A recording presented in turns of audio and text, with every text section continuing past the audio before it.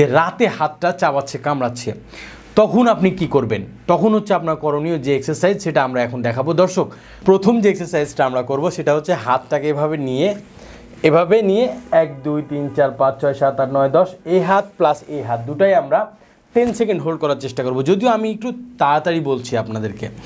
দ্বিতীয়ত হাতটাকে টান দিয়ে ধরে 1 2 3 4 5 6 7 8 9 10 সেম 1 2 3 4 5 6 7 8 9 10।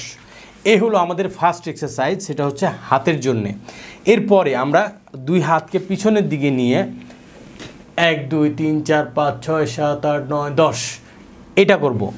এরপরে দুইটা হাত এভাবে আস্তে আস্তে করে এইভাবে টান দিয়ে ধরবো। এরকম করার পর এই পর্যন্ত নিয়ে আস্তে আস্তে উপর দিকে ওঠানোর চেষ্টা করব।